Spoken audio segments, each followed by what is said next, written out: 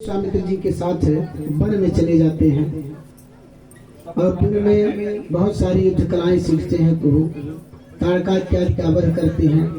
Last में स्वयंवर राजा जनक के यहाँ होता है, तो स्वयंवर में माँ सीता का स्वयंवर करके और उनसे विवाह होता है। इसके बाद उनकी राज्याभिषेक की तैयारी चल रही थी, तभी एक षड्यंत्र होता है। कहते हैं कि जो किस्मत में लिखा रहता है, जो कर्म में लिखा रहता है, इसको कोई टाल नहीं सकता। भगवान रामचंद्र जी राजा बनने जा रहे थे।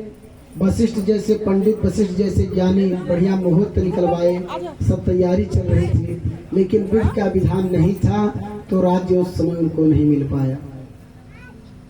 माता कैकेयी के द्वारा 2 वचन मांगे जाने पर दशरथ जी महाराज तो अपने मुख से कुछ नहीं बोले, लेकिन पिता का आशय समझ करके भगवान रामचंद्र जी अपना गृह का त्याग कर दिए। उनके साथ में उनकी पत्नी और भाई लक्ष्मण के साथ चले जाते हैं। भरत जी महाराज को पता चलता है, भरत जी महाराज आते हैं, पिता का अंतिम क्रिया, अंतिम दाह संस्कार इत्यादि करते हैं। देखिए, श्री रामचंद्र जी का जो परिवार है, बड़ा ही अद्भुत परिवार है। भगवान रामचंद्र जी 4 भाई हैं, लेकिन चारों भाई एक से बढ़कर एक त्याग की मूर्ति है। देखिए, जीवन जीना हो तो भगवान श्री रामचंद्र जी से सीखना चाहिए। भगवान ने एक भाई के लिए सारा राज्य छोड़ दिया कि चलो भरत ही राजा बन जाए, मुझे बड़ी प्रसन्नता होगी। भरत के लिए छोड़ देते हैं, लेकिन भरत जी महाराज का त्याग देखिए कि हमारे भैया इस गद्दी पर नहीं बैठेंगे तो हमारा ये साहस में बैठ जाऊं। कहते हैं कि हमारे भैया अगर जो 14 वर्ष वनवास रहेंगे तो मैं उनसे भी कठोर व्रत नियम करूंगा। और कहते हैं कि भगवान रामचंद्र जी धरती पर रहा करते थे, तो नंदी ग्राम में जाकर के भरत जी महाराज धरती से नीचे गड्ढा खोद करके उस गड्ढे में रहा करते थे कि जिस धरती पर हमारे प्रभु रहते हैं हम उनके बराबर में कैसे रह सकते थे। गड्ढे में रहा करते थे और अन्न जल इत्यादि नहीं लेते थे। गौमूत्र से जौ को माने पका करके और उसी का पान करते थे 14 वर्ष तक। लक्ष्मण जी महाराज तो साथ में ही चले गए थे उनकी सेवा करने के लिए। कहते हैं लक्ष्मण जी महाराज 14 वर्ष तक न तो भोजन किए, न तो जल पान किए, न तो नींद लिए, इतनी घोर तपस्या की। तो जहाँ एक भाई से दूसरे भाई के लिए घर में इतना त्याग रहेगा, उस घर में कभी भी लड़ाई झगड़ा नहीं होगा। यहाँ तो 1 इंच जमीन के लिए लोग क्या क्या कर बैठते हैं। भाई भाई अक्सर देखते हैं कि सब से पट जाएगा, लेकिन भाई भाई से नहीं पटता है लोगों का। ये बड़ी गंदी प्रथा चली आ रही है अपने समाज में, जबकि शास्त्रों में कहा गया है कि भाई से बढ़कर के कोई मित्र नहीं है इस धरा पर।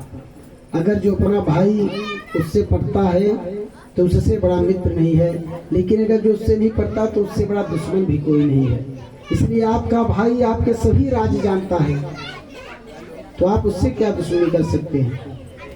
कहते हैं भाई भाई मिले न जगत सहोदर भ्राता। जो भाई भाई का रिश्ता होता है, आपके माता पिता, बहन, सास ससुर, साले इत्यादि, पत्नी इत्यादि दूसरे जन्म में मिल जाएंगे, लेकिन भाई भाई का संबंध एक बार मिलने के बाद फिर दोबारा नहीं मिलता है।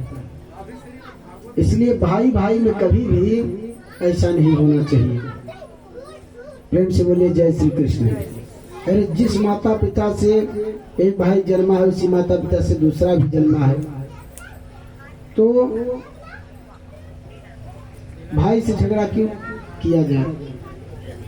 और अगर जो जीवन जीना हो तो भगवान श्री रामचंद्र जी से सीखिए कि भाई भाई में कैसा प्रेम होता है।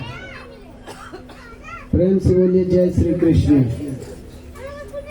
इस तरह से भगवान श्री रामचंद्र वनवास से रावण इत्यादि का अंतिम संस्कार करके, मार करके, रावण का वध करके, कुंभकर्ण इत्यादि का वध करके माता सीता को लेकर के आते हैं। आप लोग सभी कथा जानते हैं कि लास्ट में माता सीता गर्भवती थी तो उनका परित्याग कर देते हैं एक धोबी के कहने पर। और अंततः माँ सीता पर जाती है वन में और उनकी 2 संतानें होती हैं लवकुश।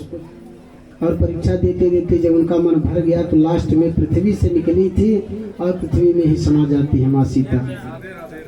भगवान श्री रामचंद्र जी 13,000 वर्ष तक राज्य की इस धरा में। अब भगवान रामचंद्र जी की कथा के बाद कुश के वंश का वर्णन होता है। अब सूर्य वंश का वर्णन हो जाने के बाद